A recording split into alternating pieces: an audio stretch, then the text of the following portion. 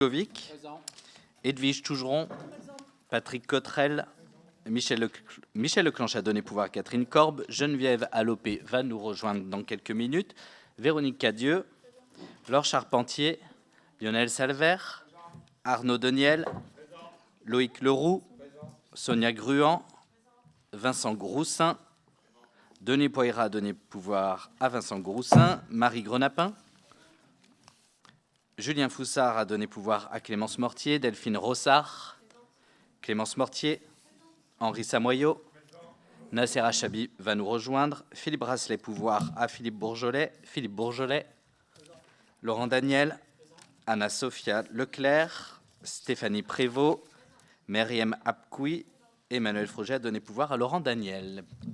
Oui. Alors juste préciser, oui. Emmanuel Froget, normalement, doit nous rejoindre en cours de conseil municipal parce qu'il avait une contrainte professionnelle extérieure. Et en fonction de son heure de retour, il nous rejoindra ou peut-être qu'il ne nous rejoindra pas. Donc je voulais juste préciser ça, donc soyez pas étonnés s'il arrive en cours de conseil. Très bien, merci pour cette précision.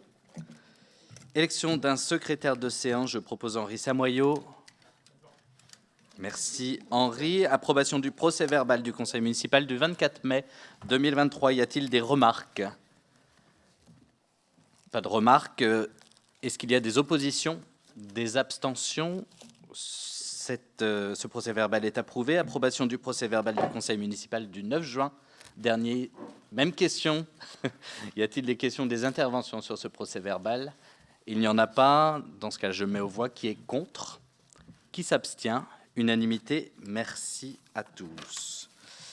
Mes chers collègues, avant de commencer l'ordre du jour de cette séance du conseil municipal, je voudrais avoir une pensée pour toutes celles et tous ceux élus, forces de l'ordre, pompiers, soignants, bref, toutes les personnes qui luttent partout en France contre les violences en tout genre, qui ont lieu envers des services publics, des bâtiments, et pire encore, envers des personnes.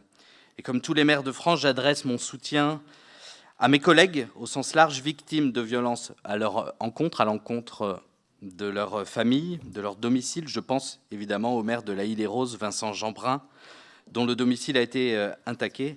Et je pense bien entendu à Yannick Morez, qui est un ex-maire de Saint-Brévin-les-Pins. Je pense que la période exige de nous, élus de la République, une certaine prise de recul et nécessite de tout faire pour que l'Union républicaine soit une réalité. Nous sommes du côté de la justice qui est notre bien commun et le seul moyen de répondre aux exactions et aux violences commises. C'est à mon sens le seul discours possible. Il appartiendra ensuite d'analyser les raisons qui font que nous en sommes là, c'est-à-dire les raisons qui font que la société est à feu et que la violence est omniprésente. Enfin, je voudrais par ailleurs remercier la centaine de Lucéennes et de Lucéens qui sont venus à l'invitation de l'Association des maires de France lors du rassemblement de lundi midi. Leur présence nous a fait chaud au cœur dans cette période qui est particulièrement tendue. Voilà les quelques mots que je voulais dire en cette introduction de conseil municipal. Donc je vous remercie de votre attention et je vous laisse peut-être la parole les uns les autres si vous souhaitez vous exprimer. Oui, Monsieur Bourgeolet. Bien, merci. Oui, bah écoutez, effectivement, on est en phase avec ce que vous venez de dire au sujet de ce qui se passe actuellement en France. Parce qu'effectivement, comme vous l'avez signalé, la France vient de connaître ces derniers jours une situation quand même d'une extrême gravité. Et je suis satisfait de votre intervention et d'avoir repris à votre compte des propos que j'ai tenus au conseil municipal de mai dernier en assemblant l'ensemble des corporations que vous avez citées aux élus de la République. Et effectivement, c'est évident qu'il est important d'associer tout le monde. Voilà, pour autant, donc, je voulais aussi rajouter, comme on est le 5 juillet, on est au début de l'été, je voulais rajouter une petite touche d'optimisme au milieu de cette période bien difficile que nous traversons. Et je profite donc de cette prise de parole pour dire que nous sommes au début de la période estivale que notre groupe souhaite la plus agréable possible pour tout le monde, donc pour nous déjà, mais également pour l'ensemble des lycéens et des lycéennes. La période estivale, c'est une période qui permet à chacun de souffler, de se poser, de se reposer, de passer du temps en famille, du temps avec ses amis, de prendre du temps pour soi, de prendre du temps pour les autres. Donc c'est vrai, c'est une période particulière, mais particulièrement importante pour que on se ressource. Et une période estivale, telle qu'elle se présente cette année, on doit la prendre le plus sereinement possible.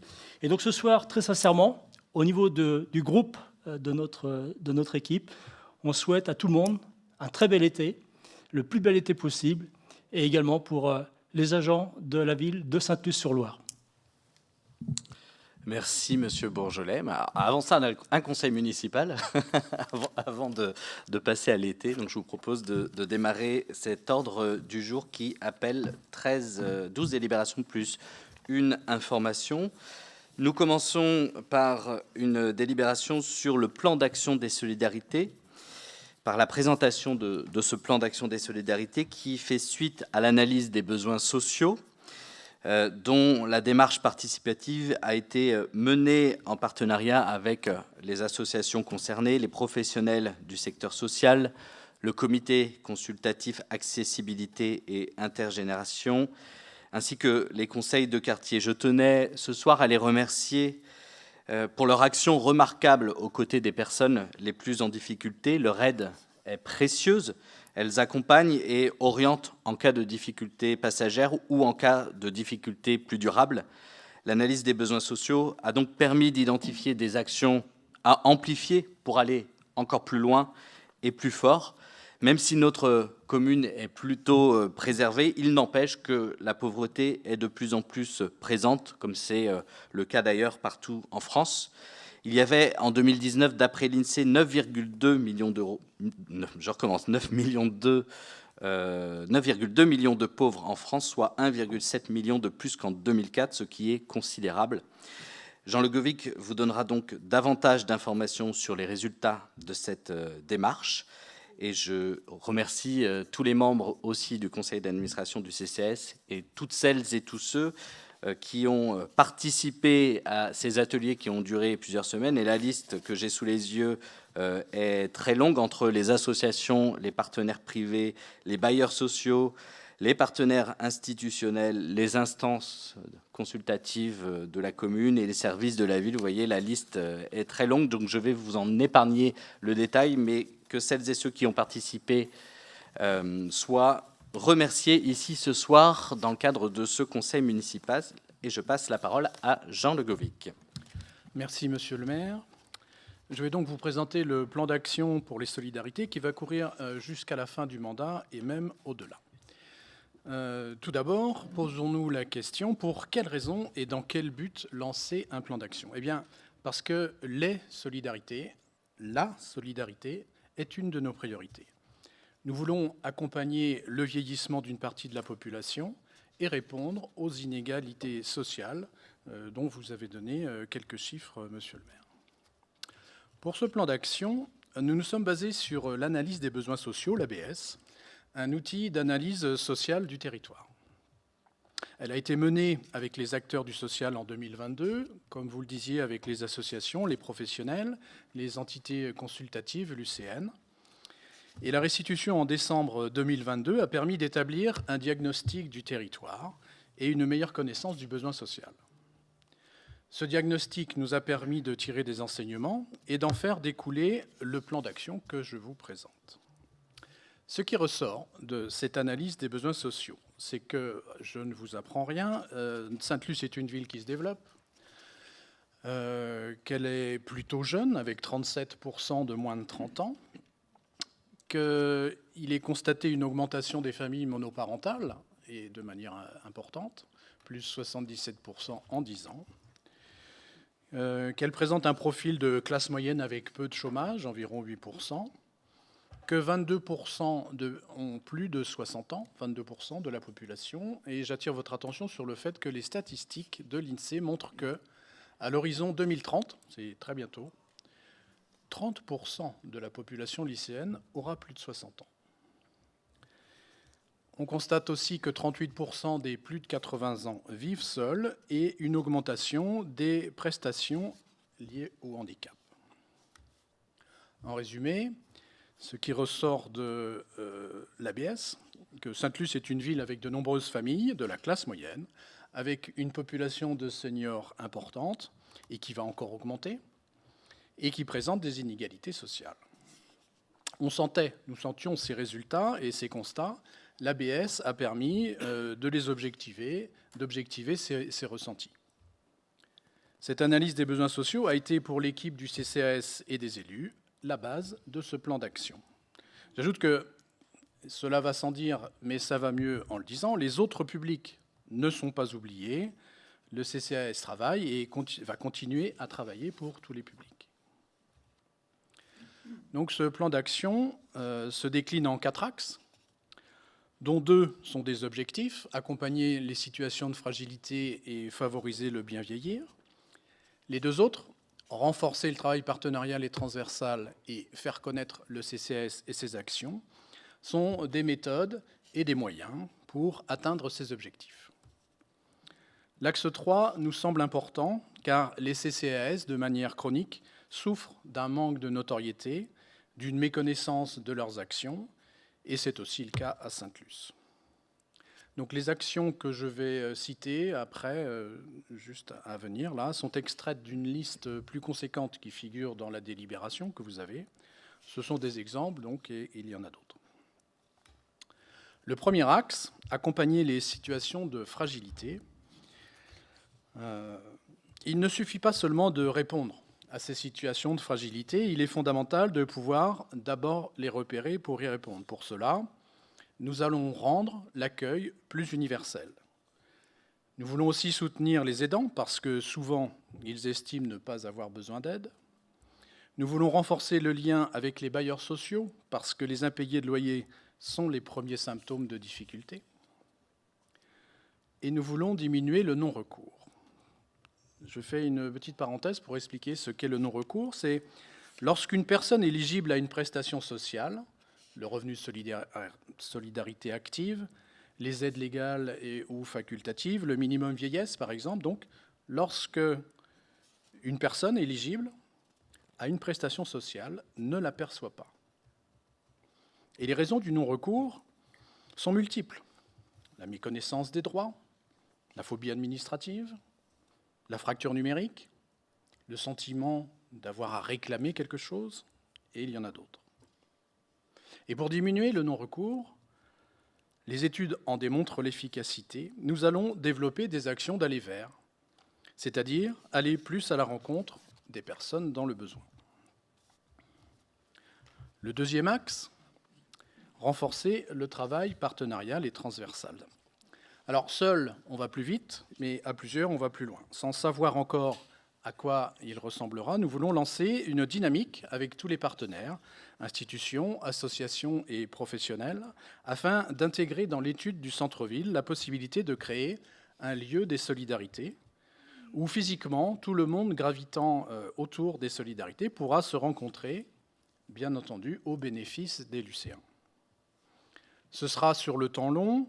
En attendant, nous lancerons des actions avec des rencontres entre partenaires, en coordonnant des animations, avec des temps forts conviviaux permettant le renforcement des partenariats.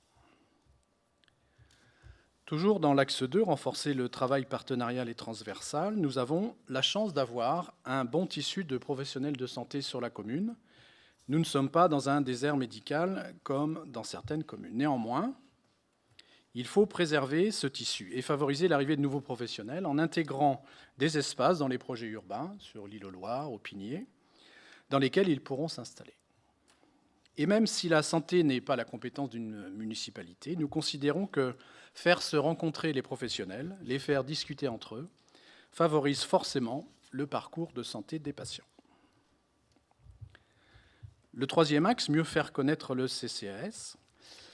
Nous travaillons déjà sur un guide senior avec le service communication de la mairie qui sera prêt, j'en ai des exemplaires ici qui ne sont pas encore validés tout à fait, qui sera prêt pour la matinée Contact Association en septembre et sera distribué aussi dans le cadre de la Semaine Bleue et à chaque activité et événement senior Dans un format semblable, un guide sur le handicap verra également le jour. Afin de toucher les publics les plus fragilisés qui n'ont pas accès au numérique, y compris les seniors, la communication sera systématiquement au format papier. Nous ferons aussi mieux connaître les activités des associations liées au CCAS, et la communication du CCAS sur ces actions sera plus lisible, plus globale et plus régulière. Quatrième et dernier axe, favoriser le bien vieillir. Le rapport interministériel Broussy de 2021 a mis en évidence de nombreux domaines d'action permettant le bien vieillir, et on vieillit mieux, en meilleure santé, avec un meilleur moral, chez soi, plutôt que dans un établissement spécialisé. Nous avons donc pioché dans ce rapport les actions particulières qui seront menées pour la prévention sur le bien vieillir à domicile, pour un habitat adapté aux seniors comme dans l'Île-aux-Loire et au Pigné, avec des forums informatifs. Et se maintenir à domicile en vieillissant veut également dire se déplacer et donc réfléchir avec la métropole à de nouvelles mobilités et à penser à de nouveaux services pour les déplacements, par exemple avec l'entraide Lucéenne. Toujours sur cet axe 4, favoriser le bien vieillir, et comme on l'a vu dans les conclusions de l'ABS, de nombreux seniors sont isolés. Maintenir un lien social nous semble fondamental. Nous allons adapter le style et les horaires de certains événements culturels pour les adapter aux seniors et poursuivre les animations qui permettent aux différentes générations de se rencontrer. Et c'est l'objet d'un autre point ce soir. Nous allons adhérer au dispositif Ville Amie des aînés, que Henri expliquera par ailleurs. C'est l'objet de la délibération suivante. L'adhésion à Ville Amie des aînés est en continuité des actions présentées. En adhérant, nous aurons accès à des ressources, à de l'accompagnement méthodologique, et cela va nous permettre d'atteindre nos objectifs. C'est un engagement fort de la ville. En conclusion, j'aimerais que tous autour de cette table, nous prenions conscience que finalement, nous sommes tous acteurs des solidarités. De la solidarité. C'est un enjeu important, beaucoup de travail a été fait et qui continue à être fait, et ce plan d'action va permettre de renforcer ces actions. La crise économique, le vieillissement de la population nous incite à aller plus loin avec ce plan d'action. Il est ambitieux avec des éléments forts. L'adhésion à Ville Amie des aînés pour aller jusqu'au bout sur le sujet du bien vieillir, la réflexion pour un lieu des solidarités qui regroupera tous les acteurs du social, la volonté d'aller vers afin de réduire le non-recours. Merci de votre attention. Merci beaucoup pour cette présentation précise qui illustre bien le travail conséquent qui a été mené par les acteurs de la solidarité au sens large. Je vous propose, chers collègues, d'ouvrir le débat et je vous passe la parole. Je sais pas si... Oui, Madame Leclerc, je vous en prie. Merci, Monsieur le maire. Effectivement, c'était un chouette diaporama. Merci, c'est bien présenté. Cela dit, vous nous demandez de voter donc, pour une délibération qui s'intitule « Plan d'action des solidarités ». Alors, ce qui est présenté dans cette délibération, c'est une, pour reprendre votre terme, d'ailleurs, Monsieur Legovic, une liste de verbes, certes d'actions pour certains, mais pas un plan d'action. Un plan d'action doit indiquer des actions avec des étapes nécessaires pour atteindre l'objectif et doit préciser au minimum des échéanciers et des coûts associés aux différentes actions. Ce qui est présenté ici ne me permet pas, en tout cas, de mesurer la faisabilité des actions. C'est plutôt on y va et après on verra. Donc, c'est un pseudo-plan qui n'est pas abouti, qui, selon nous, manque de clarté et de concret. Alors, je ne sais pas vous, mais moi, quand je suis dans le brouillard, je ne suis pas très rassurée. Donc, comme il manque, selon nous, quelques précisions, on a quelques questions à poser. Donc, je commence par... OK, merci. Pour l'objectif, c'est l'axe 2, précisément l'objectif 2.1 qui s'intitule « Créer un lieu des solidarités en imaginant un lieu ressource ». Bon, je pense qu'il est temps de passer à l'action, effectivement, à la création, à la mise en œuvre, plutôt que d'imaginer. Donc la question, c'est quand est-ce que ce lieu sera créé et qui va l'imaginer, pour reprendre le terme. Est-ce qu'on... Je pose directement la deuxième question. Ouais. De la même manière, l'objectif 3, donc l'axe 3, penser une stratégie de communication globale. Bon, là, selon nous, il n'est plus question de penser, hein, c'est censé être un plan d'action. Donc, vous auriez indiqué, et c'est qu'une proposition de notre part, mettre en place un groupe de travail d'ici à 2 mois pour définir une stratégie de communication et proposer des actions concrètes en décembre 2023. Là, c'est une action et c'est qu'un exemple. Voilà. Donc, en fait, ce n'était pas une question, finalement, c'était une remarque, une observation. Donc là, j'ai eu qu'une question. La première, donc, quand est-ce que le lieu sera donc, créé, le lieu des solidarités, et qui va l'imaginer? Très bien, merci Mme Leclerc. Juste une précision sur le dernier point. Vous proposez qu'un groupe de travail soit fait ou en fait vous illustrez le fait que c'est ça, hein? C'est ça. C'est pour savoir. Ok, très bien. Une illustration. Très bien. Jean-Luc Levic. Tout d'abord, notez quand même que chacun des points de ce tableau commence par un verbe. D'action, parfois. Ok, donc c'est le premier point, première remarque. Sur la faisabilité des actions, toutes ces actions seront faisables d'une manière ou d'une autre. Il reste évidemment à définir comment, quand et avec quels moyens. Oui, c'est l'objet de ce qui va se passer sur la fin du mandat. Ça va être un lourd ensemble d'actions, un projet global, comme je le disais, qui va courir jusqu'à la fin du mandat et au-delà. Ça va être l'objet d'un intense travail des services.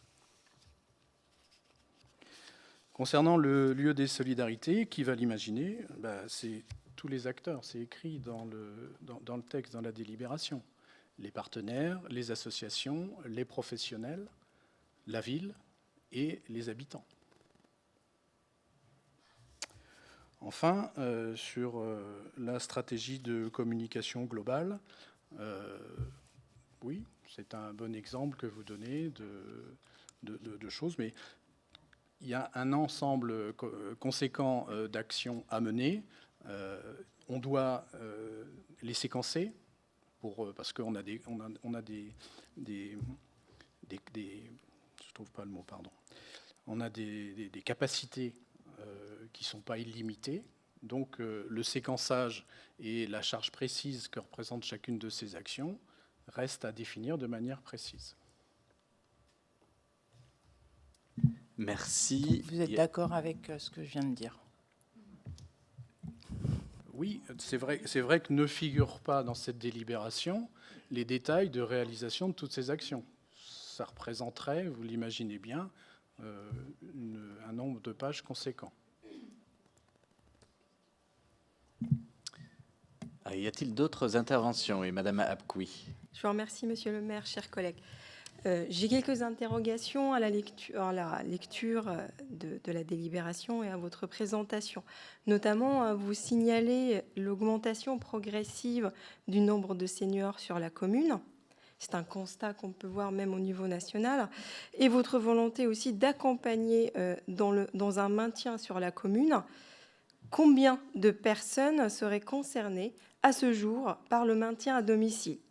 Le savoir permettrait de cibler des actions concrètes et certainement d'en définir un coût.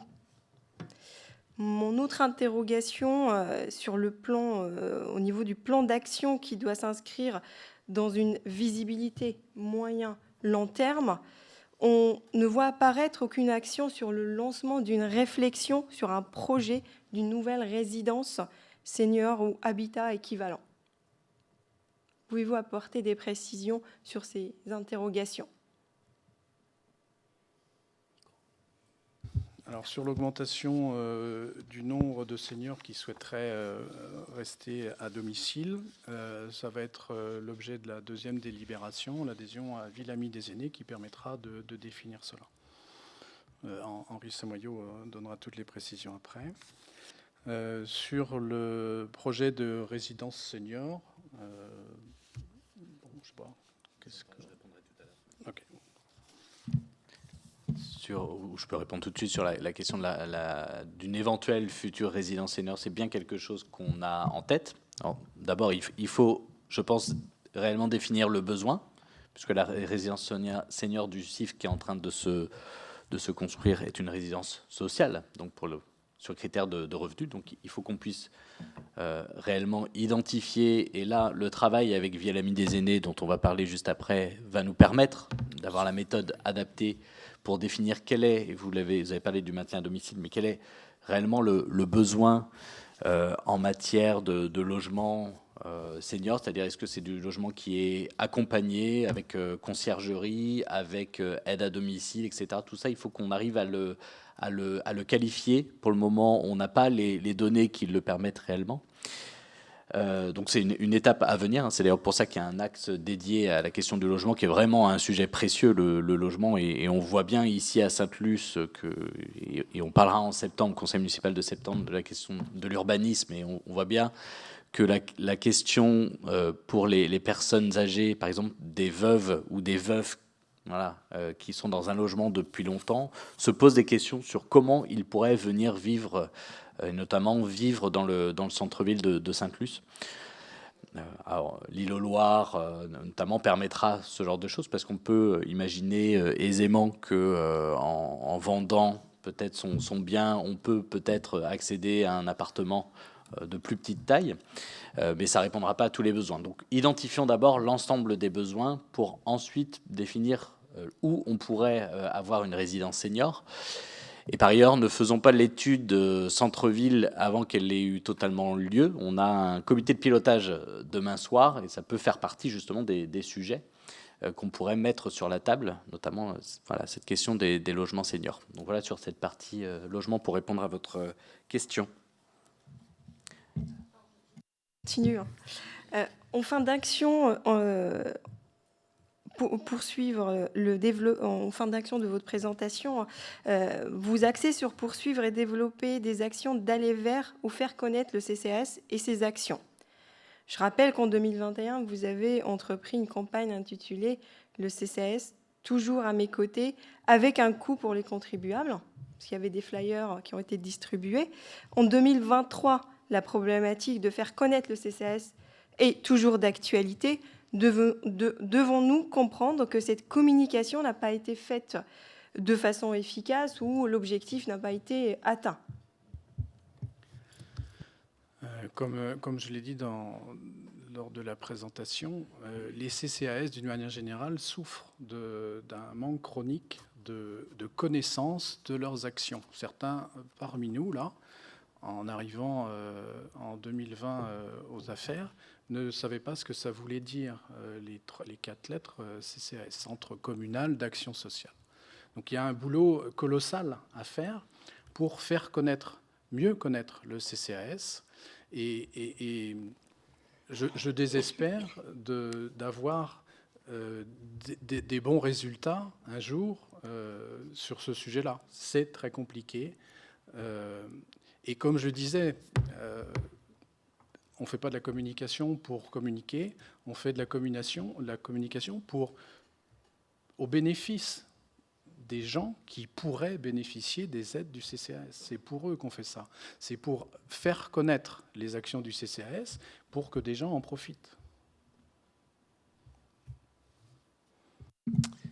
Merci. Est-ce que vous avez... Est-ce que je peux me permettre Oui, Véronique, oui.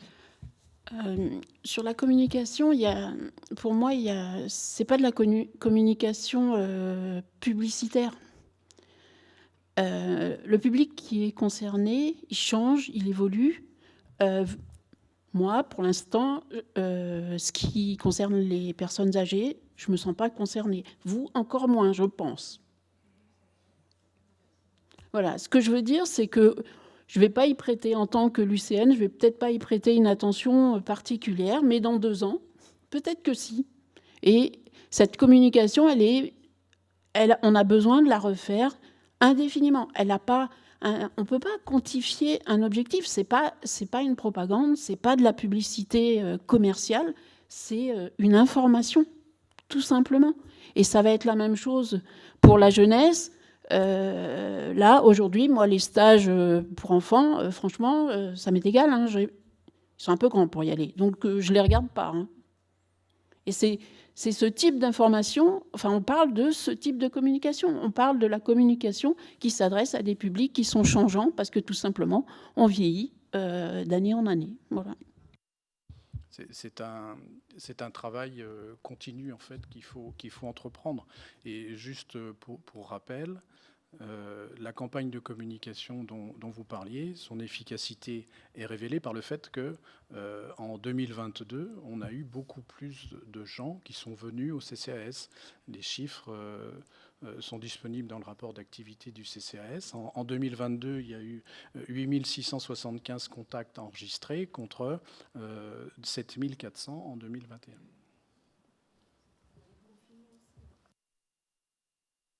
Le confinement aussi. Donc, les chiffres, il faut s'en méfier.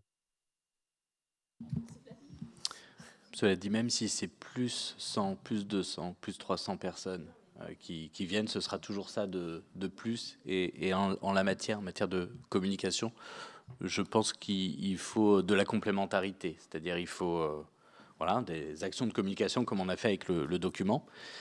Mais il faut aussi mener des actions... comme on dit, des actions d'aller vers. Alors ça s'est fait d'ailleurs à plusieurs reprises, à l'inauguration de la halle sportive, lors des journées Contact Association.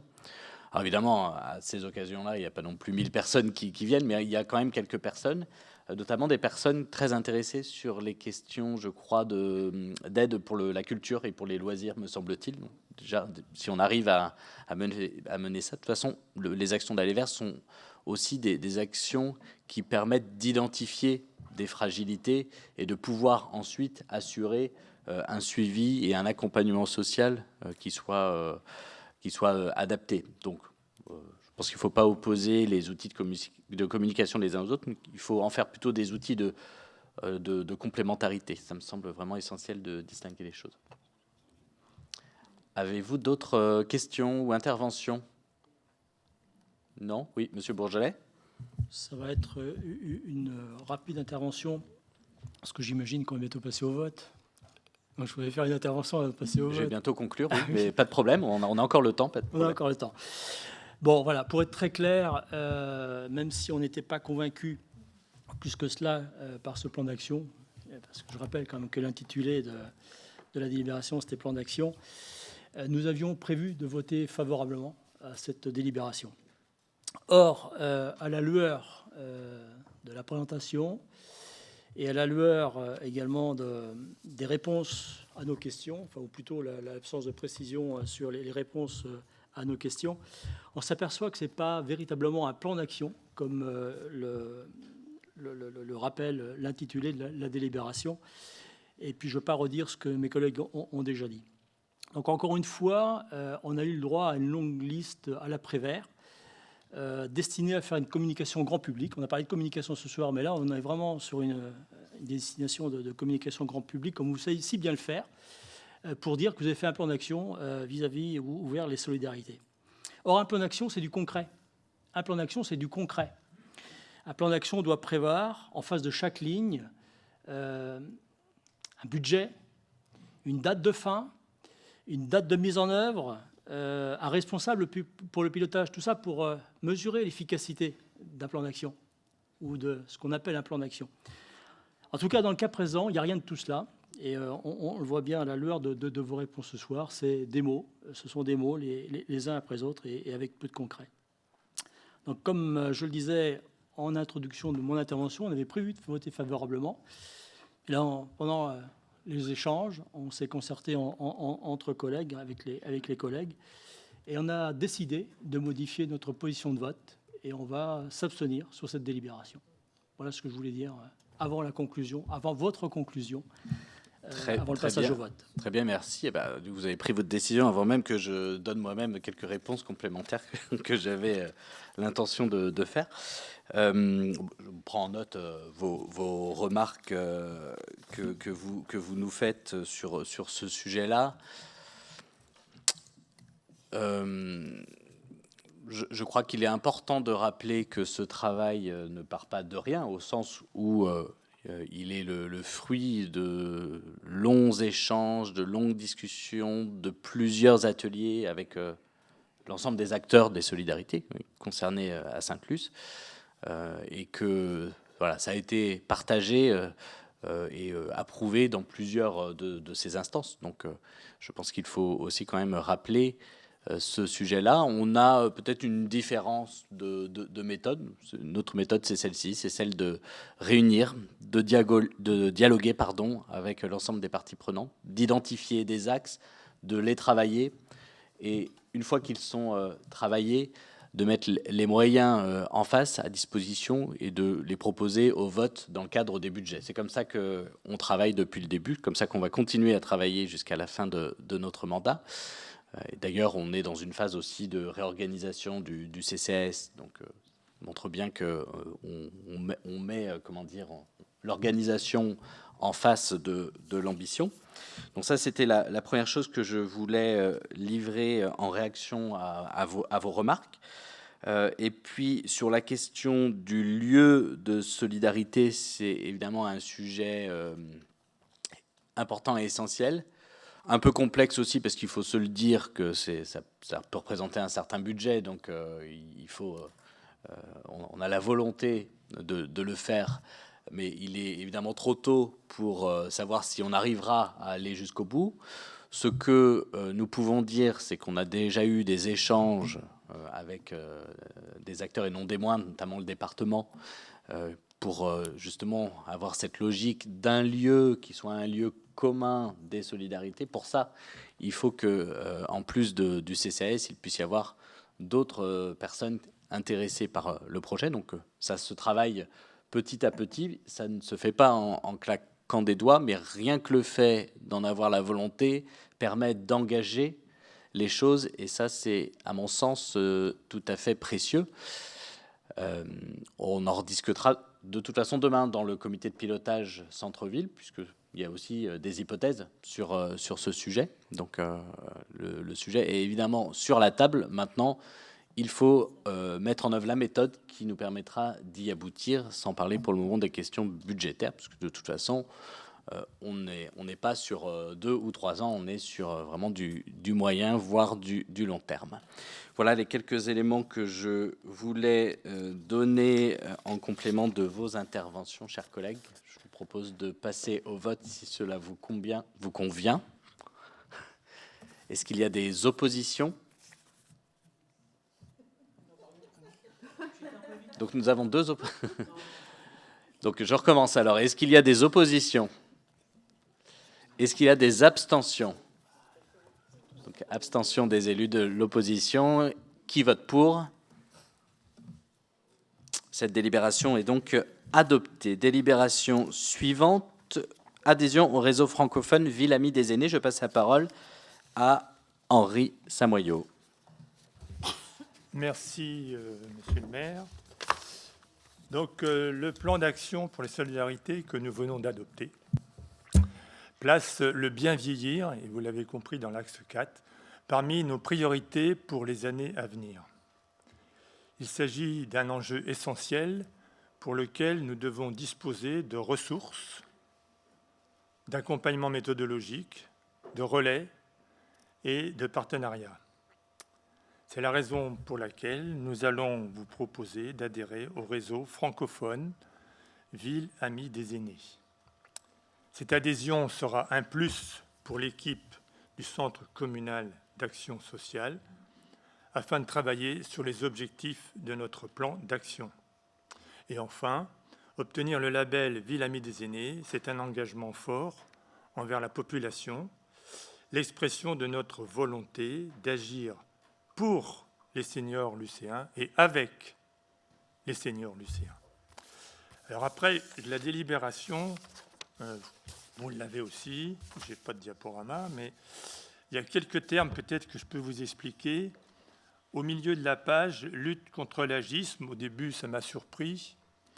La lutte contre l'agisme, on la pratique déjà, on fait ça sans le savoir, mais c'est avec la commission, par exemple, de consultation pour l'accessibilité, et commission pour les seniors. On ne fait pas pour les gens, on ne dit pas, voilà, c'est ça qu'on va faire pour vous, mais on le fait avec eux. C'est ça la lutte contre l'agisme. Après, bon, le sentiment d'appartenance au territoire, ça c'est facile. Et la mise en place d'une démarche participative et partenariale.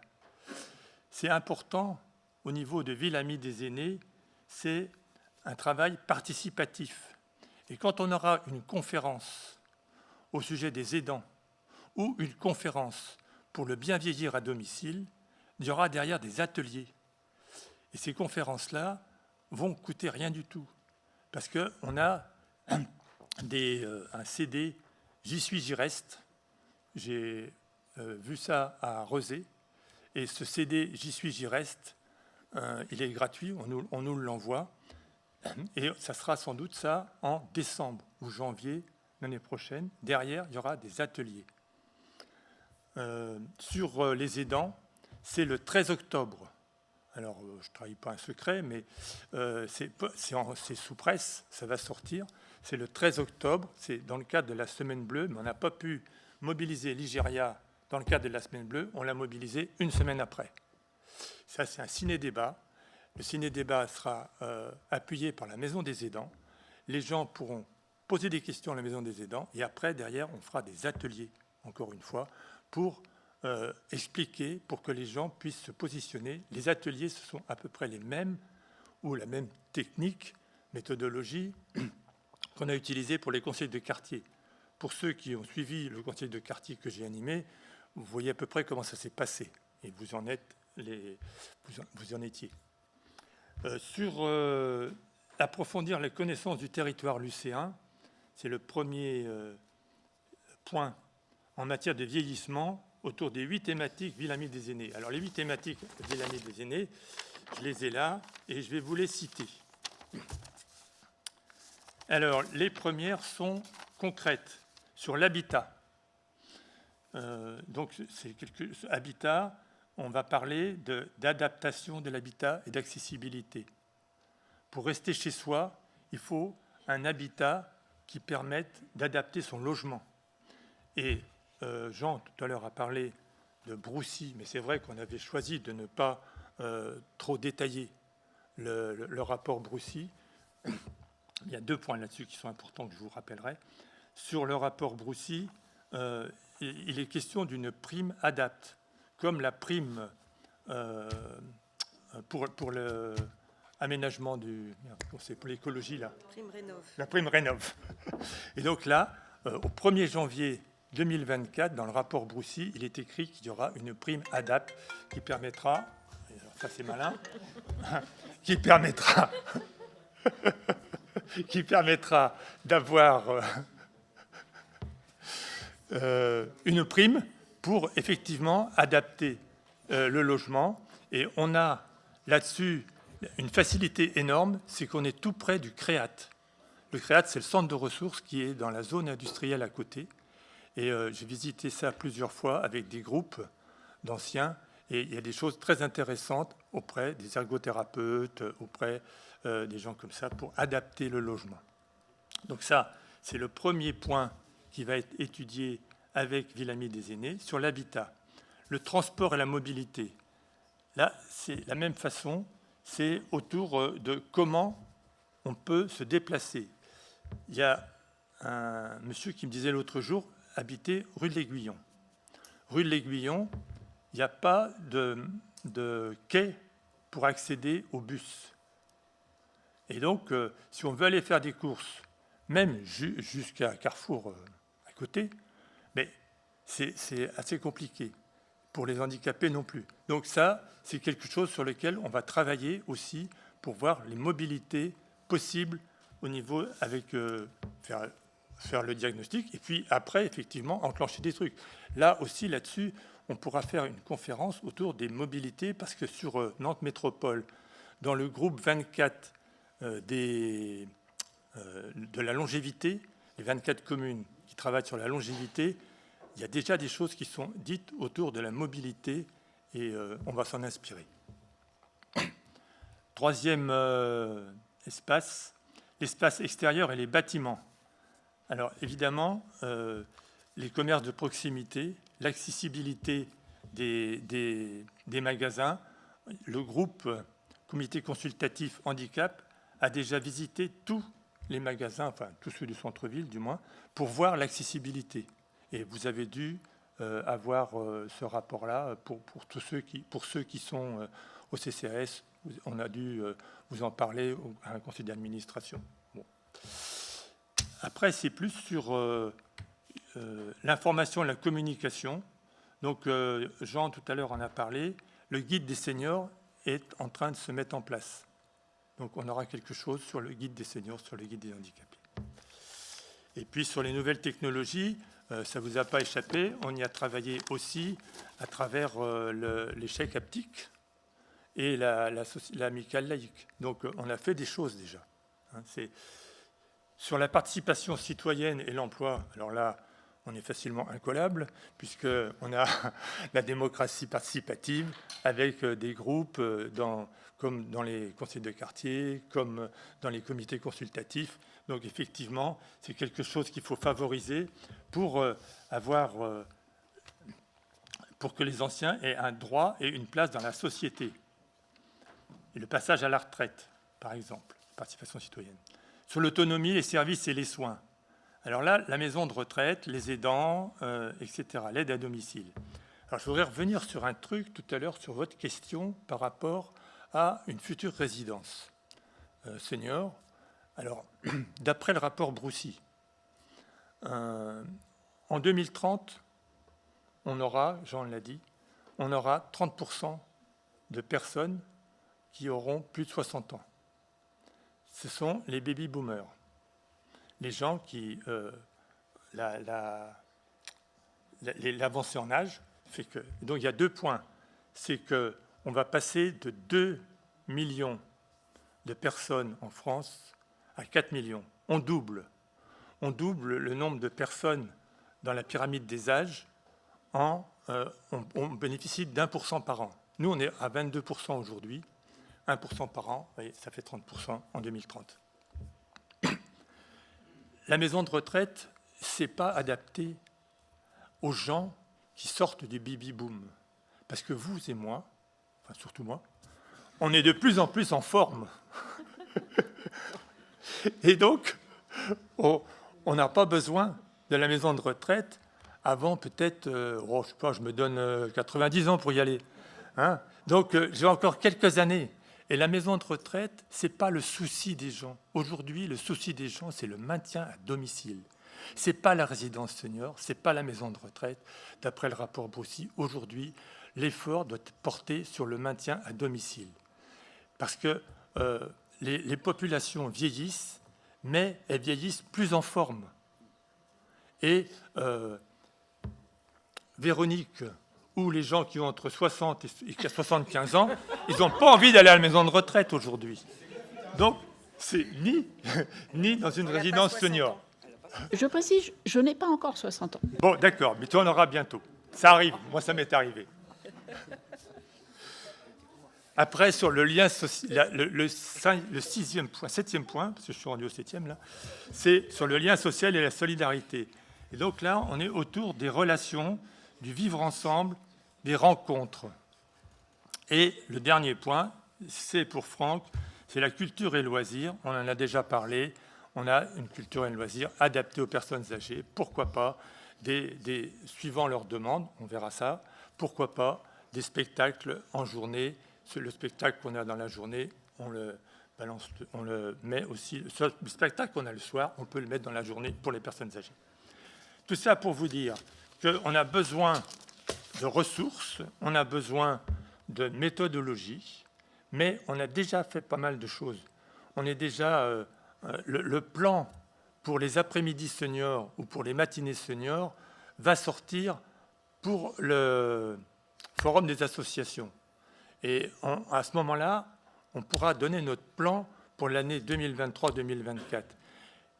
J'espère que ça ne coûtera pas trop cher, parce qu'effectivement, on a l'animation, on sait animer et on sait faire des conférences et derrière des ateliers. Donc voilà, c'est tout ce que je voulais vous dire. Mais l'adhésion à Ville Amie des Aînés, ça coûte quand même un petit peu, 350 € pour notre commune. Voilà, mes chers collègues, si vous avez des questions, je suis à votre disposition. Merci Henri pour cette présentation avec humour et puis une présentation très précise des actions qui permet aussi de montrer qu'on met en place pas mal de choses et qu'on souhaite aller encore plus loin. Merci Henri. Y a-t-il des interventions sur ce sujet, chers collègues? Personne ne veut compléter? Non, pas d'intervention? Oui, Madame Apouy, oui, J'ai allez-y. une précision. L'âge moyen pour entrer, on n'est pas des 88 ans. Donc,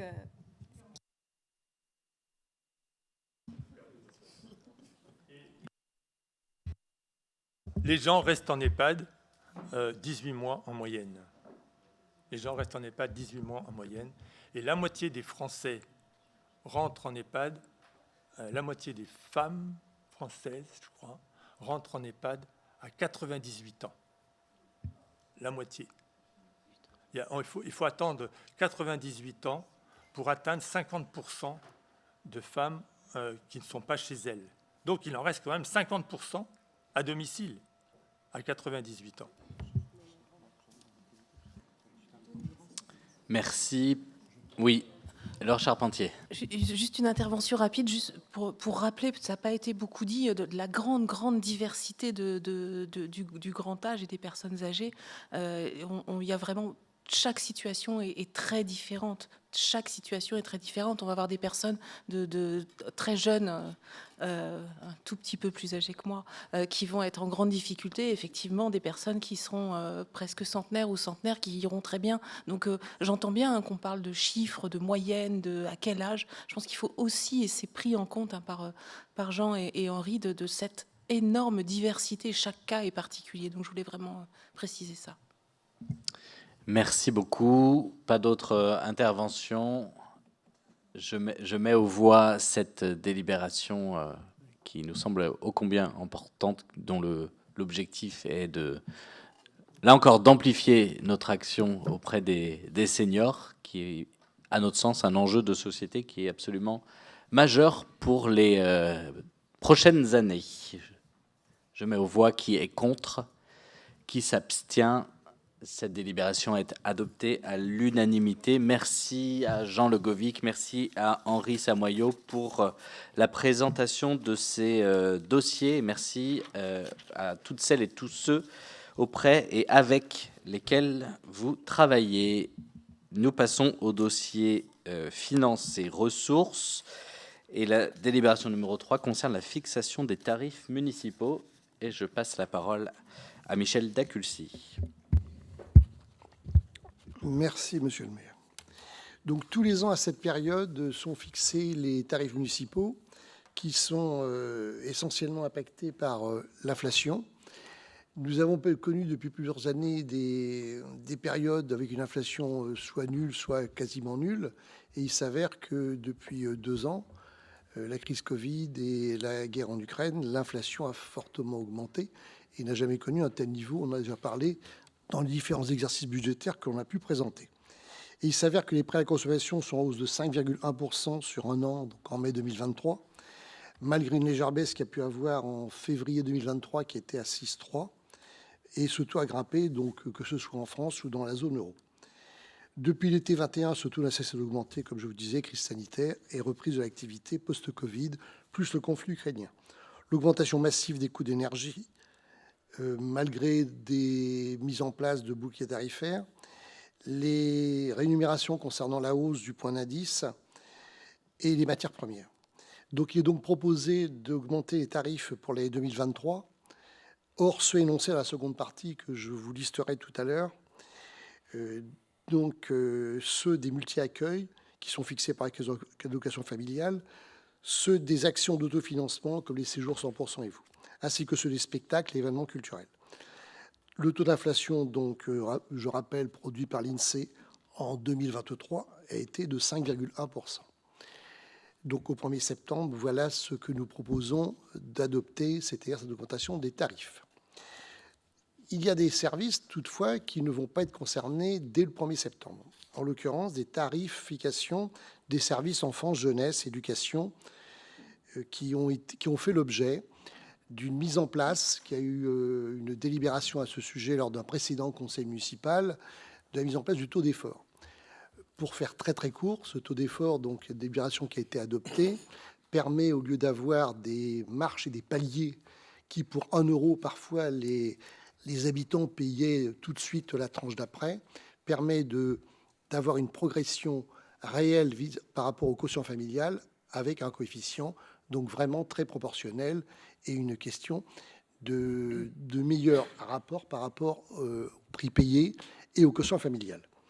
Donc, ce système actuel de tarification qui était par quotient familial, qui n'est pas passé au taux d'effort, pour que les parents, enfin les parents surtout, pour ceux les services qui concernent la restauration scolaire et d'autres services autour de la jeunesse, puissent se rendre compte de ce passage au taux d'effort, il est proposé de n'appliquer cette augmentation des tarifications qu'au 1er janvier.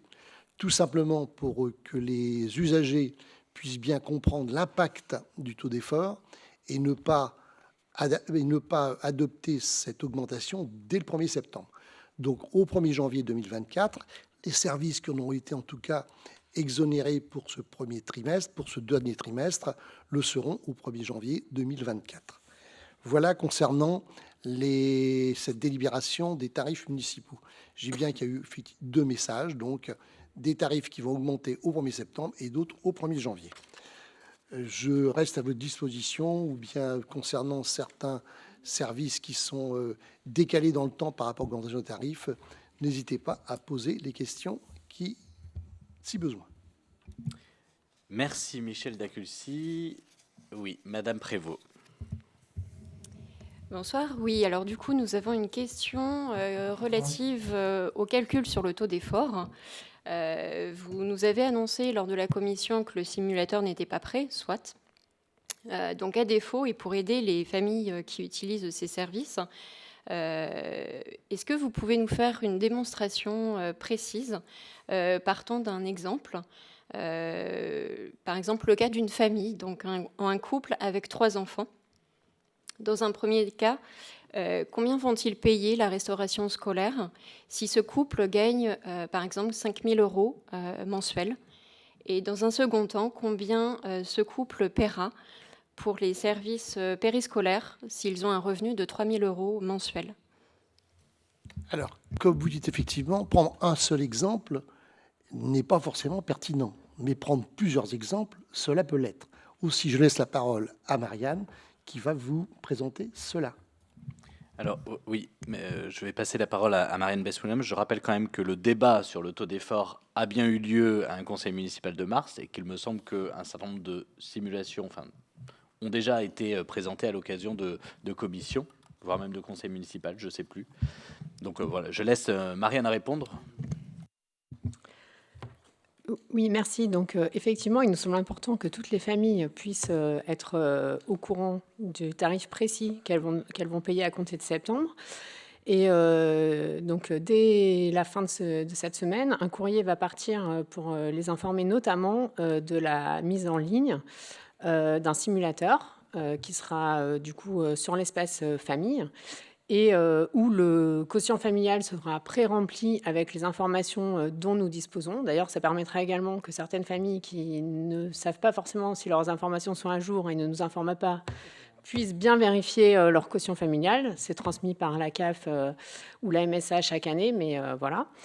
Et du coup, en fonction de ce quotient familial qui sera pré-rempli, mais qui pourra également être modifié si besoin, chacun pourra calculer précisément le tarif pour toutes les activités à compter du 1er septembre.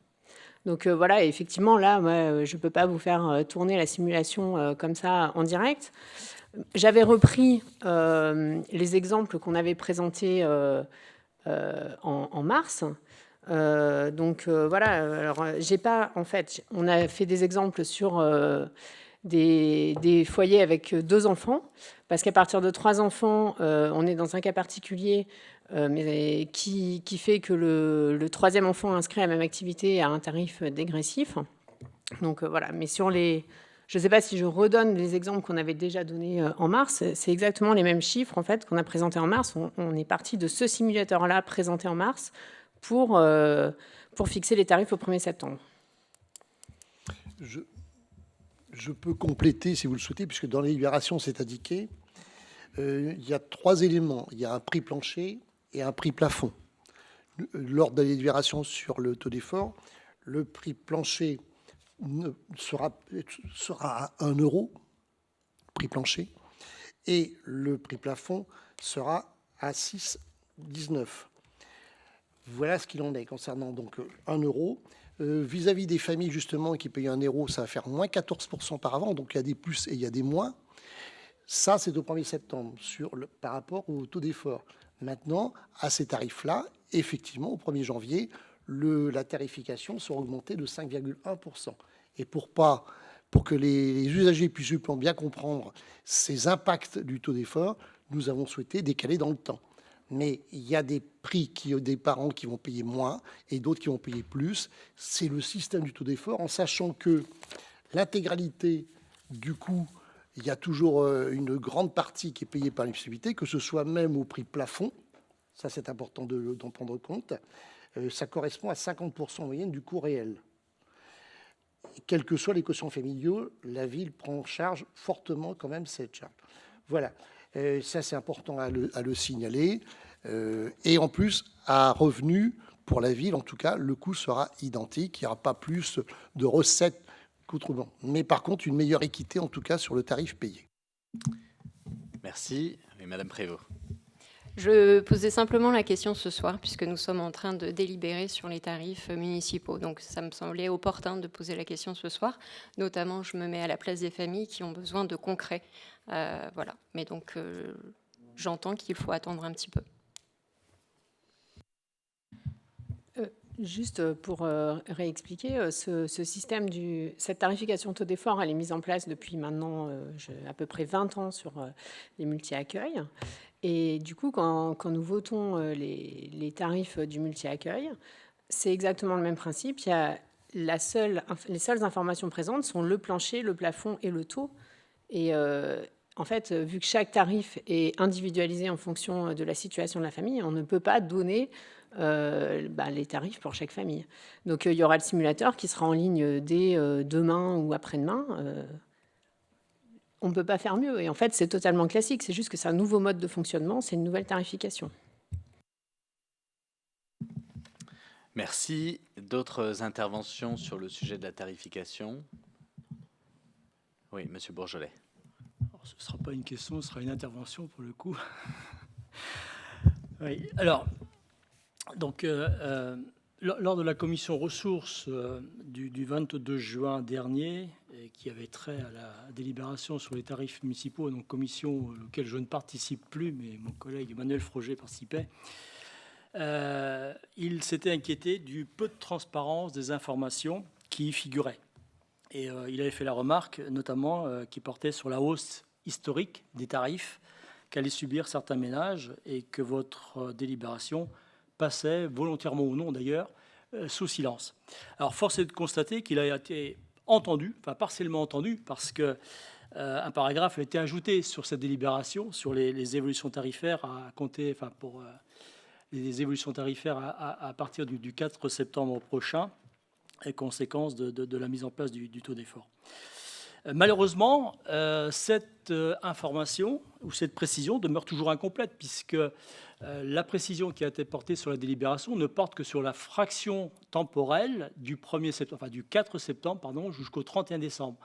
Et Michel Daculcy l'a expliqué tout à l'heure, il y aura une deuxième évolution qui tiendra compte de l'inflation pour les services concernés par le taux d'effort, qui interviendra à partir du 1er janvier prochain. Donc il y aura une nouvelle augmentation, enfin une augmentation après 4 mois. Donc je voulais éclairer le débat en disant que les véritables chiffres seront, à partir du 1er janvier prochain, seront les suivants. On aura une baisse de l'ordre de 10% et non pas 14% sur le prix plancher. Et on aura une hausse de plus 21% sur le prix plafond. Plus 21%. Donc pour bien se rendre compte, en transformant cela en euros, ça signifie, l'ordre de grandeur, c'est un gain de 11 centimes d'euros sur le prix plancher, donc gain qui se réduit avec, selon les revenus en fonction du taux d'effort, et également un surcoût de 1,13 € sur le prix plafond. Donc en clair, pour que certaines familles bénéficient d'un gain qui ne leur offrira objectivement qu'un faible pouvoir d'achat supplémentaire, d'autres vont devoir s'acquitter de l'équivalent du prix d'une baguette de pain supplémentaire chaque jour afin que leur enfant puisse aller déjeuner, dans le cadre de la restauration, puisse aller déjeuner à la cantine. En tout cas, ça, ce n'est pas notre vision de la justice sociale que vous évoquez ce soir. Aussi, afin d'étayer non seulement l'analyse des élus municipaux présents dans cet hémicycle, mais aussi les familles utilisatrices de ces services, il nous aurait paru légitime que soient précisées dans cette délibération les baisses et les hausses de tarification réelle que vont subir les ménages, par exemple avec les bornes de chaque tranche des coefficients familiaux. Lors du conseil municipal de mars dernier, Marianne Besmoulin concluait sa présentation en disant, je cite, « Notre volonté est d'accompagner les ménages aux revenus les plus modestes, notamment en cette période de crise économique et d'inflation. » Alors pour notre part, nous ne pensons pas qu'un gain de 11 centimes, voire même moins pour certains, contribue significativement à accompagner les ménages les plus modestes. Et de plus, contrairement à cette déclaration, vous faites subir pleinement l'inflation à l'ensemble des familles, puisque vous augmentez les tarifs d'inflation sur toutes les tranches.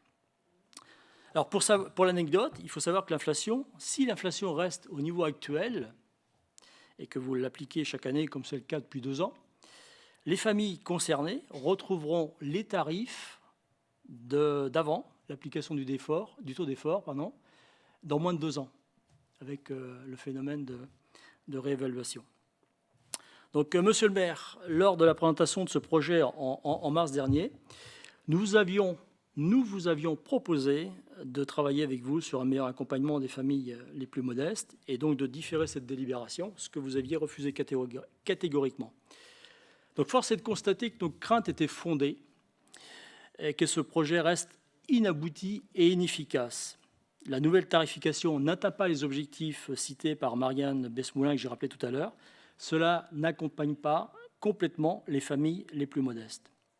Et par ailleurs, il faut que les lycéens qui se trouvent dans les tranches les plus élevées aient bien conscience de ce qui les attend avec cette nouvelle méthode d'auto d'effort.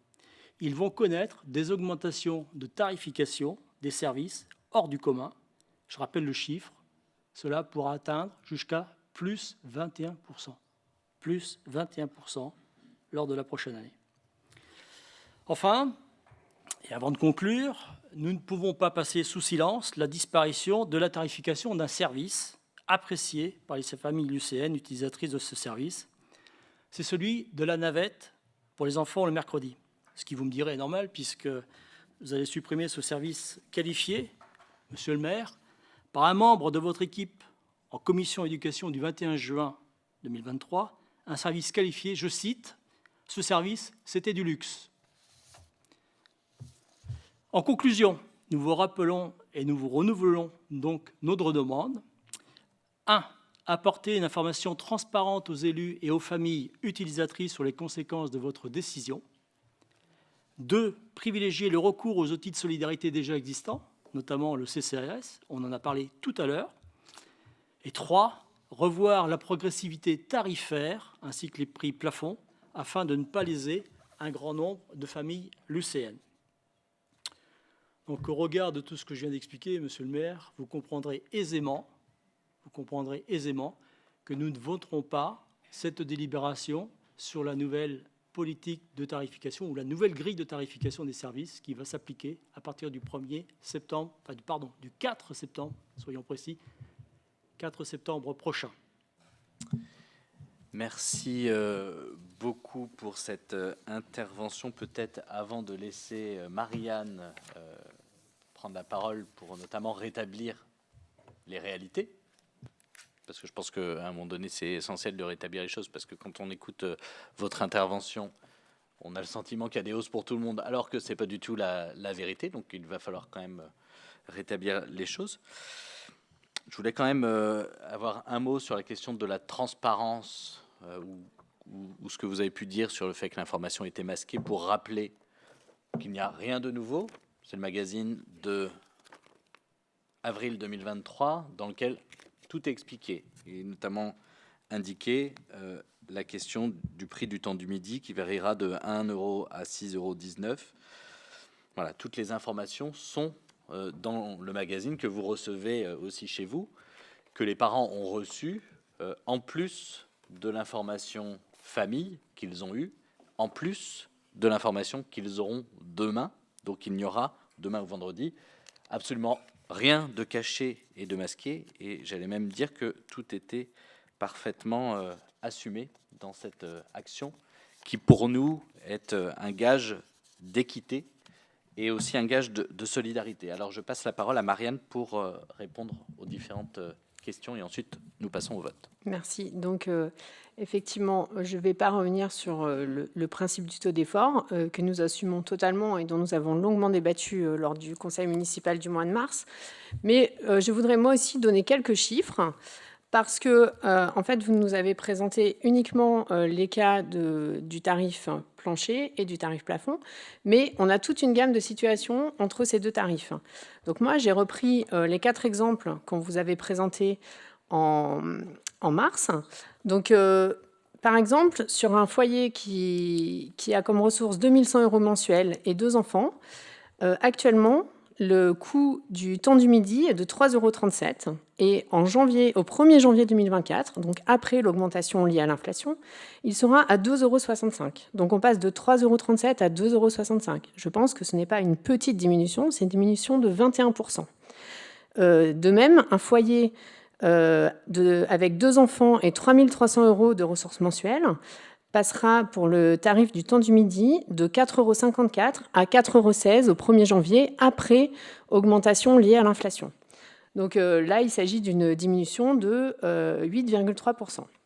Donc voilà, vous avez pris pour exemple le prix plancher, qui finalement concerne très peu de familles. Et par contre, on a toute une gamme de revenus qui vont, à peu près la moitié, qui vont avoir une diminution des coûts des services municipaux. Donc, et je maintiens ce qu'on a dit, à savoir qu'on accompagne les familles les plus modestes dans cette période d'inflation, parce que si on était resté à la tarification par tranche de quotient familial et qu'on avait appliqué les 5,1% d'augmentation à chacune de ces tranches, l'augmentation aurait été la même pour tout le monde, 5,1. Là, on se retrouve, comme je l'ai dit sur mes exemples, sur des revenus 2100 € avec 21% de diminution, des revenus à 3 300 €, 8,3% de diminution, 4 500 €, on est à 12% d'augmentation, et 5 400 €, qui correspond à une famille au plafond, on est effectivement à 21%. Voilà, donc je voulais quand même rétablir la vérité sur les chiffres, parce que les diminutions, ce n'est pas uniquement 10 centimes sur un petit nombre de familles.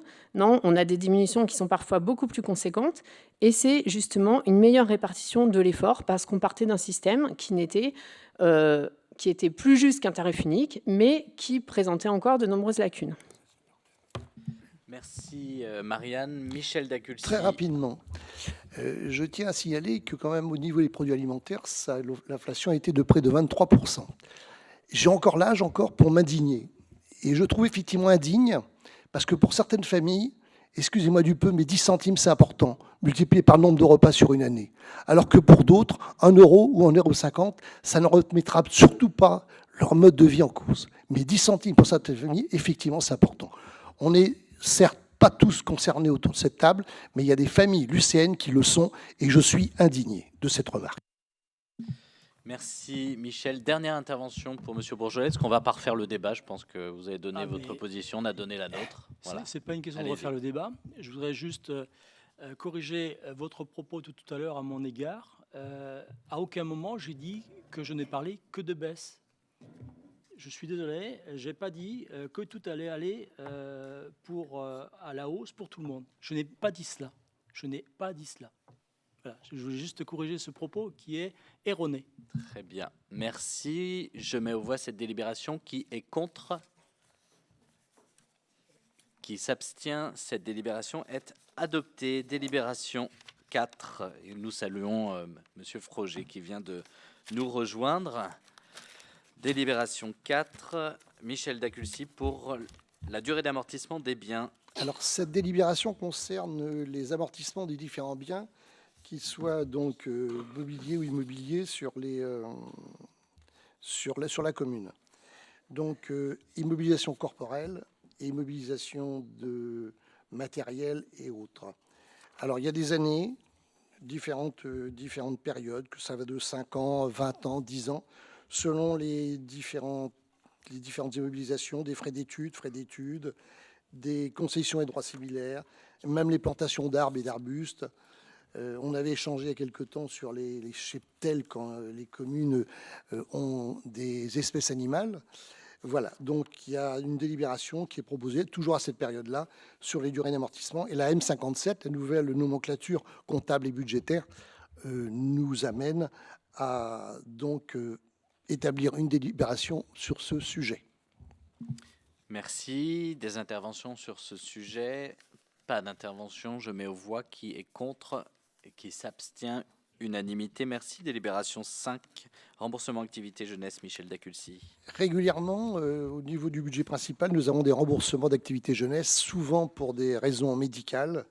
Et là, il est proposé, donc nous devons passer, puisque c'est le trésorier payeur général qui le demande, un montant total de 31,48 € avec 2 remboursements principaux qui sont pour raisons médicales et des raisons pas médicales, mais une qualification au championnat de France d'une activité sportive qui oblige l'enfant à ne pas pouvoir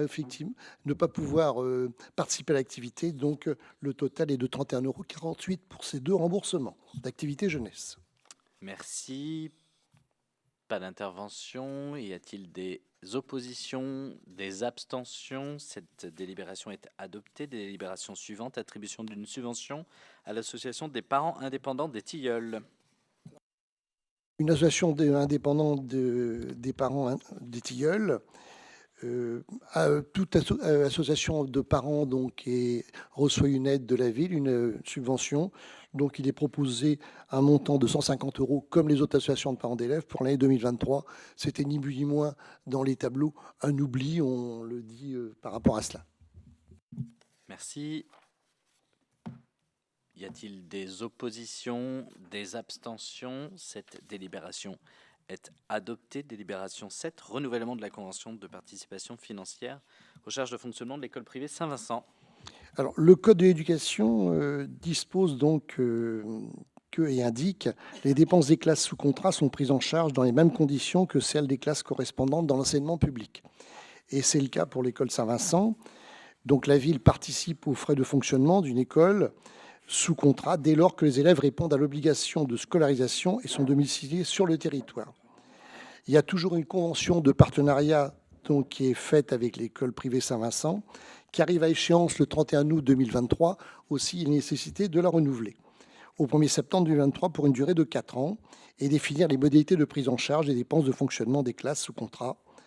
Ce financement constituant le forfait communal ainsi que les modalités de participation au coût de restauration scolaire. Le forfait communal donc, est basé sur le prix, sur les dépenses de fonctionnement assumées par la ville pour les écoles publiques. Donc, il y a un regard qui est fait par rapport aux coûts des écoles publiques, tant maternelle publique d'une part et classe élémentaire publique d'autre part.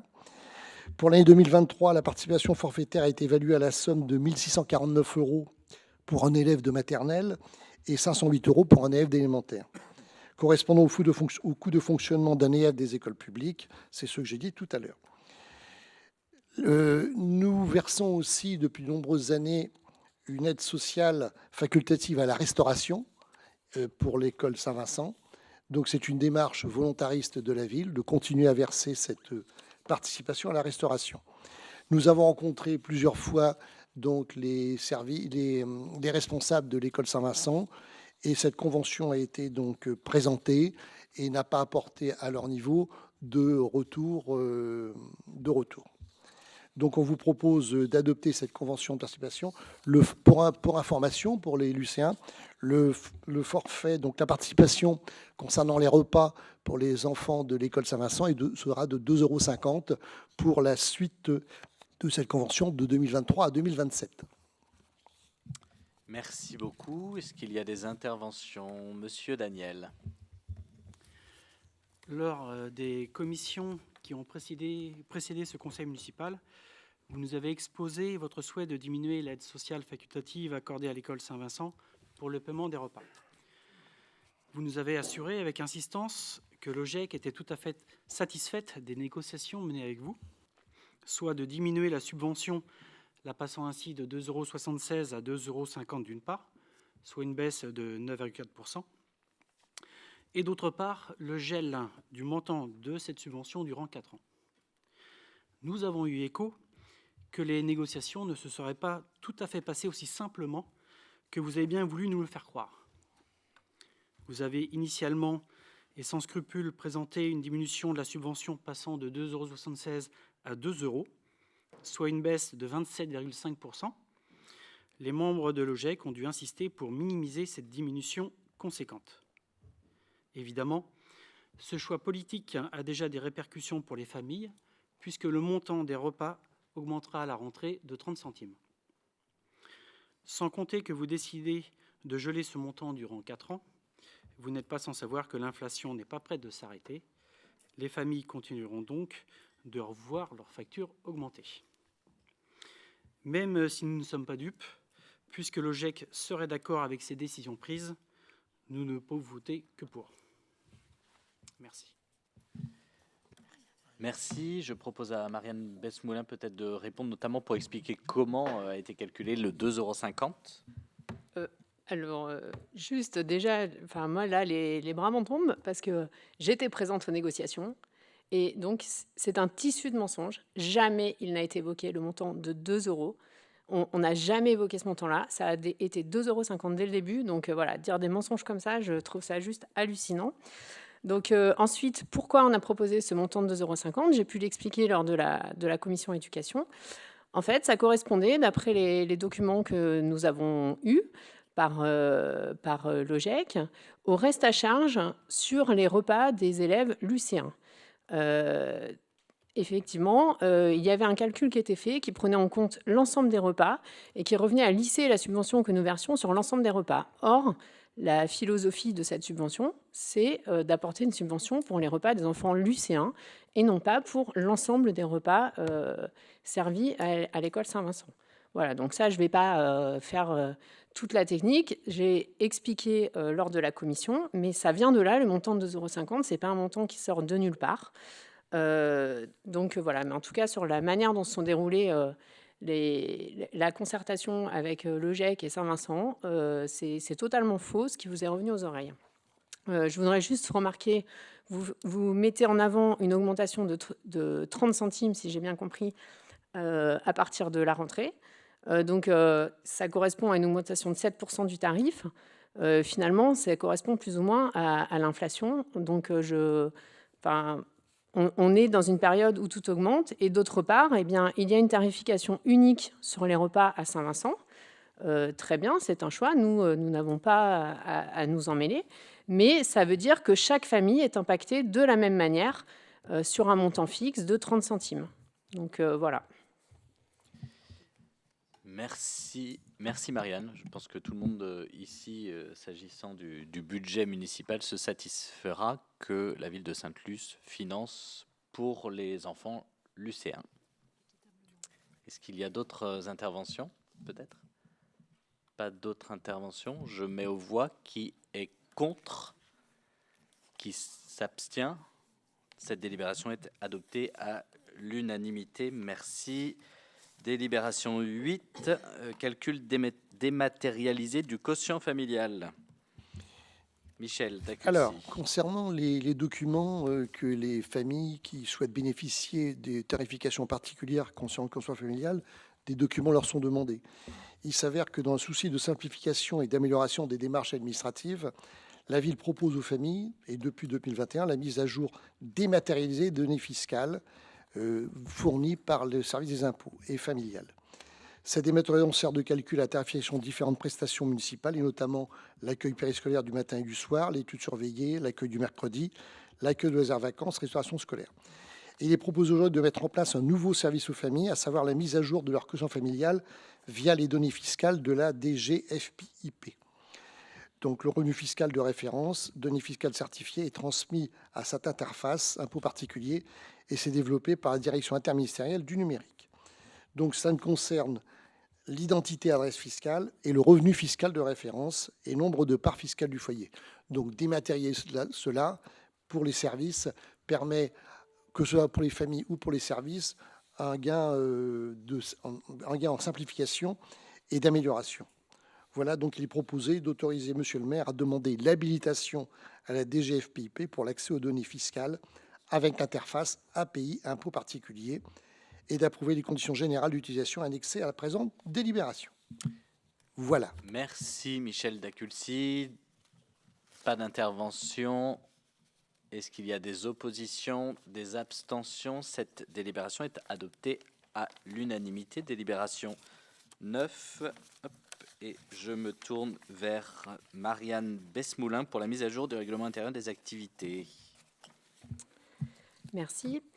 Alors, pour rappel, ce règlement intérieur des activités et des structures enfance avait fait l'objet d'un travail de refonte conséquent lors de l'année scolaire précédente, c'est-à-dire 2021-2022. Et ce travail avait été mené en concertation avec un groupe de travail qui était issu du comité consultatif de l'éducation et qui était composé de représentants de parents d'élèves. Donc, une version expérimentale de ce nouveau règlement a été mise en œuvre depuis septembre 2022. Et du coup, comme on s'y était engagé, nous avons fait un bilan en cours d'année de ce nouveau règlement. Donc, il en est ressorti globalement des retours positifs, notamment vis-à-vis de l'abandon des démarches de réservation et d'annulation pour les temps périscolaires, ce qui permet plus de souplesse dans l'organisation des familles. Et également, un autre point positif, c'est la meilleure répartition des enfants sur les 3 sites d'accueil du mercredi, ce qui permet de les accueillir dans de meilleures conditions en ayant rééquilibré les effectifs. Donc, sur cette version 2023-2024, on n'est pas du tout sur une refonte de l'ampleur de ce qui avait été fait l'année dernière. Ce sont vraiment des adaptations à la marge. Donc, les principaux changements sont bien déjà l'intégration du passage au taux d'effort sur la tarification de certaines activités, donc le temps du midi, le périscolaire et l'accueil de loisirs du mercredi et des vacances, ainsi que l'étude. Donc on l'a déjà évoqué. L'ajout de modes de paiement supplémentaires sur certaines activités. Par exemple, dorénavant, l'étude surveillée sera également payable en chèque emploi-service universel. Donc, comme Michel Daculcy vient de le présenter, on intègre également dans ce règlement la possibilité de récupérer les revenus des familles directement auprès de la DGFIP. Et le dernier point qui a déjà été évoqué par Philippe Bourgeolet, c'est effectivement la suppression de la navette du mercredi à compter de la rentrée de septembre. Donc voilà, il est proposé de valider cette mise à jour, on va dire, du règlement intérieur pour le rendre applicable au 4 septembre 2023. Merci. Merci Marianne. Y a-t-il des interventions sur cette délibération? Pas d'intervention. Je mets aux voix qui est contre, qui s'abstient. Cette délibération est adoptée.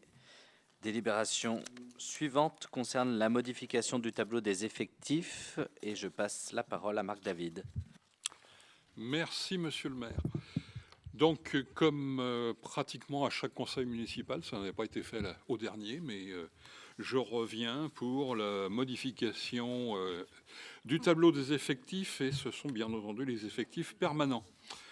Donc vous avez le tableau dans la délibération, deux créations qui sont sur des cadres d'emploi adjoints administratifs ou adjoints techniques, une création qui correspond à la stagiarisation d'une personne qui est aujourd'hui en contrat, en CDD, et un adjoint technique, c'est un remplacement suite à un départ en disponibilité pour création d'entreprise. Et puis je profite de cette parenthèse pour ouvrir une parenthèse en disant que nous recrutons, nous recherchons, et dans la filière technique nous avons beaucoup de difficultés. Donc si jamais il y en a qui nous suivent, qui nous écoutent, si on a des électriciens ou des agents techniques, j'en profite. Donc vous pouvez écrire à la mairie. En matière de suppression d'emplois, donc vous avez là aussi le détail. On supprime un poste de rédacteur puisqu'il y a eu un refus de titularisation pour un agent. On supprime des fins de détachement. Alors je vous l'avais déjà expliqué lors d'un conseil municipal précédent. Lorsque une personne a une promotion interne, elle est sur une période de stagiarisation sur son nouveau poste. Donc là, comme les périodes se terminent, on vient supprimer les postes, les fins de détachement après titularisation. Donc on en a un certain nombre là qui sont supprimés. On a des départs en retraite, et puis ce que j'évoquais tout à l'heure, on a également le départ d'une personne pour création d'entreprise, et puis on a départ en retraite pour invalidité. Et on a la suppression d'un poste d'assistant de patrimoine parce qu'on avait ouvert deux postes. On avait ouvert un poste d'assistant de patrimoine et on avait ouvert un poste d'animateur. Et la personne qui a été recrutée sur le cadre d'emploi d'animateur. Donc on supprime le poste d'assistant de patrimoine. Voilà le détail de cette modification du tableau des effectifs.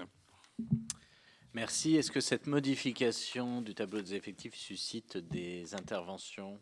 Pas d'intervention. Je mets aux voix qui est contre, qui s'abstient. Cette délibération est adoptée à l'unanimité. Marc David pour la modification du règlement des astreintes. Alors, les astreintes, bien les élus, beaucoup d'élus en font, mais des agents également. Les astreintes servent à répondre aux aléas climatiques, à des situations de risque, à des situations d'utilisation de locaux. Les appels concernent souvent des ouvertures de salles, des problèmes de clés, des problèmes d'alarme, des problèmes d'éclairage, des problèmes de fuite d'eau ou de douche qui ne fonctionnent pas. Bref, un certain nombre d'actions, donc des interventions sur le territoire communal et sur les bâtiments communaux. Pendant cette période d'astreinte, qui correspond en fait aux heures où la mairie est fermée, un agent doit demeurer à son domicile ou à proximité immédiate pour agir en cas de besoin. Donc, ce qui implique, pour avoir cette disponibilité, qu'on puisse lui donner une indemnité d'astreinte et puis des règles de paiement ou de récupération pour les heures effectives effectuées.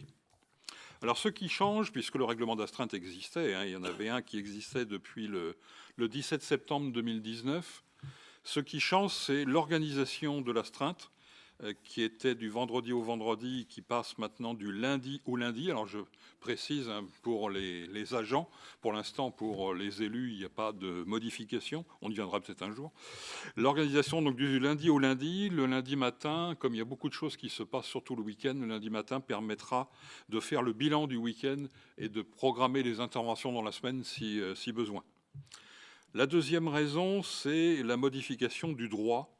Jusque-là, les astreintes n'étaient ouvertes qu'aux agents titulaires et la réglementation dit qu'aujourd'hui, au-delà des agents titulaires, les agents stagiaires, les contrats de plus de 6 mois d'ancienneté peuvent être amenés à faire des astreintes. Donc on a précisé ça dans ce règlement. On précise également une autre raison de cette modification, c'est le caractère obligatoire pour les agents de maîtrise, notamment du CTM, du pôle bâtiment et de certains agents de la DCVAU, dans la mesure où plus il y aura d'agents mobilisés pour faire les astreintes, moins ça reviendra souvent sur chaque agent. Et la dernière raison est la création de l'astreinte séjour pour l'été, puisqu'on a les personnes qui s'occupent des séjours, qui sont amenées quelquefois à intervenir sur les lieux. Ça a notamment été le cas avec la période Covid où une personne a été obligée d'aller se déplacer jusque... Deux personnes se sont déplacées pour aller chercher des enfants qui étaient atteints du Covid.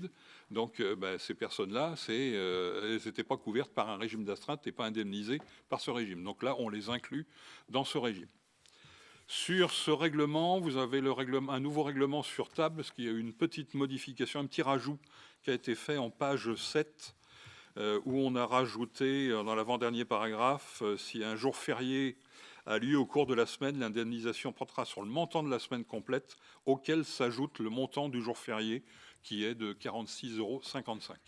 Donc voilà pourquoi vous avez une modification sur table, et voilà les raisons de cette modification du règlement d'astreinte, mais qui concerne uniquement, pour l'instant, l'astreinte d'exploitation. Merci Marc. Y a-t-il des interventions? Pas d'intervention. Je mets aux voix qui est contre, qui s'abstient. Unanimité. Merci beaucoup. Délibération 12. Et je passe la parole à Lionel Salver pour la convention de mise à disposition Info des Ouest. Merci, monsieur le maire.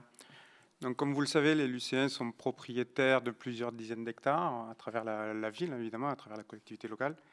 Donc, pour essentiellement des raisons de sécurité des personnes et des biens, ces espaces doivent faire l'objet d'entretiens réguliers, dont l'élagage est un des aspects. Ces travaux d'entretien sont soit faits par les agents dont on vient de parler un peu là, en interne, soit externalisés par des entreprises ou par des associations, notamment l'association Faux des Ouest, qui est basée à Carquefou.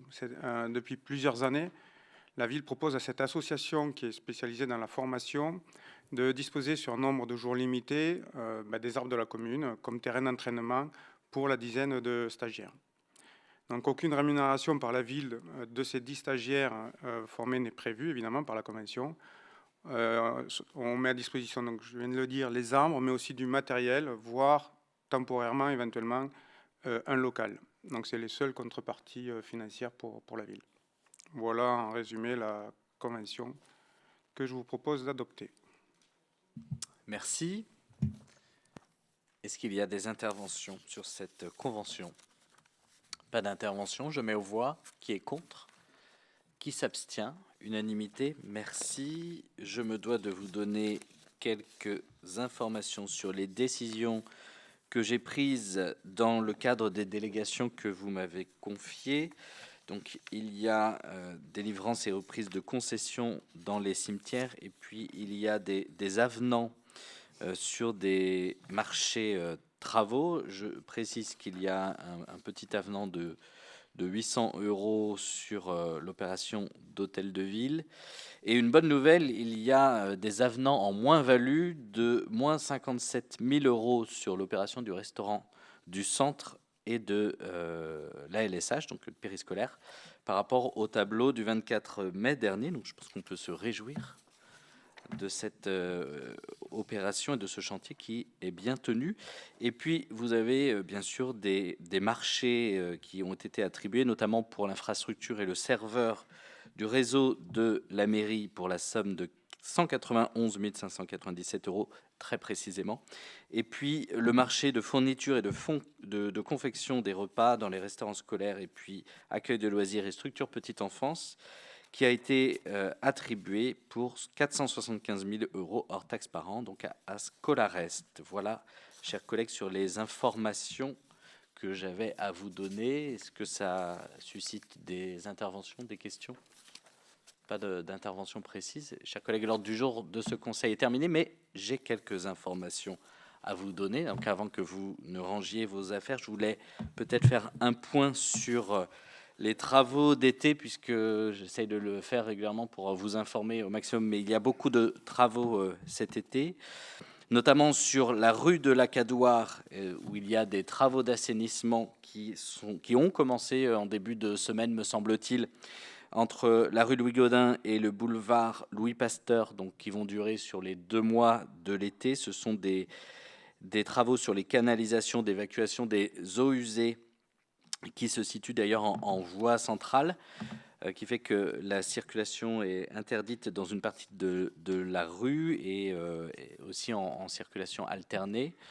Ce sont des travaux qui sont préalables au chantier encore plus important qui va naître ensuite avec la réalisation des pistes cyclables. Donc ce sont forcément deux chantiers qui sont distincts. Je le précise parce que des fois les habitants peuvent avoir l'impression qu'on vient recasser le bitume qu'on vient juste de refaire, mais en fait c'est logique. Il y a deux interventions qui sont différentes, de nature différente. Il y aura aussi des travaux d'assainissement sur la rue du Président Coty, de la place Jean Drouet à la place Rabine, donc à côté de l'église. Et puis un chantier important sur la rue Beau-Soleil, puisque celle-ci va être coupée à la circulation aussi sur les 2 mois de l'été, puisqu'il s'agit de rénover les trottoirs et la chaussée et de faire l'étanchéité du pont. Vous savez, le pont qui est entre la rue du Moulin-des-Landes et la rue Édouard Branly. Voilà sur cette partie-là. À noter que les travaux du restaurant scolaire se poursuivent. L'accueil périscolaire est terminé. Les travaux du restaurant scolaire se poursuivent, prend du retard, comme souvent sur des chantiers, ce qui va nous obliger à maintenir, et nous en sommes désolés, mais c'est nécessaire, à maintenir la restauration scolaire dans les salles d'Agorn et les salles LOSC jusqu'à l'automne. Et puis des travaux aussi à la médiathèque vont avoir lieu, notamment pour des travaux de remise aux normes. L'entrée de la médiathèque va être notamment revue, donc elle se fera par le côté à droite, vous savez, de l'entrée habituelle. Et puis des films anti-UV vont être installés sur les fenêtres du bâtiment pour essayer d'améliorer le confort estival des usagers et des agents lors des fortes températures, un peu dans la droite ligne de ce que nous faisons au niveau de l'hôtel de ville. Voilà, ça c'était une information pour les travaux. J'ai le plaisir de vous informer, vous avez vu l'information circuler, que nous avons de nouveau obtenu la Marianne du civisme. Alors quand je dis nous, c'est pas nous élus, ce sont les lycéens qui ont obtenu cette Marianne du civisme, puisque nous sommes la ville de plus de 10 000 habitants de Loire-Atlantique qui a le plus voté quand on fait la moyenne entre les élections législatives et les élections présidentielles. Donc, vous vous souvenez, il y a eu pas mal de médias qui sont venus dans la commune pour parler de ce qui s'était passé aux élections précédentes. Eh bien, nous gardons, et je pense que les Lucéennes et les Lucéens peuvent en être fiers, nous gardons ce titre, si je puis dire. C'est plutôt une bonne nouvelle pour la démocratie sur notre commune. Eh bien, chers collègues, j'ai le plaisir de vous inviter à un verre de l'amitié. Il y aura, pour l'occasion, Henri Samoyau nous a ramené des gâteaux secs qui lui ont été offerts par les seniors lors du voyage senior. Donc, on va pouvoir en profiter, ce qui me donne l'opportunité de vous souhaiter à toutes et à tous. Voilà, Monsieur Bourgelet a commencé le conseil, je termine le conseil sur le fait de vous souhaiter un très bel été, de prendre le temps nécessaire de respiration et de vacances et de repos. Je crois que vous en avez toutes et tous besoin, chères Lucéennes, chers Lucéens, et je crois que nous aussi, il faut bien l'avouer, on en a un peu besoin. Donc merci à tous de votre implication au cours des derniers mois, et je vous souhaite une très bonne soirée et un bel été.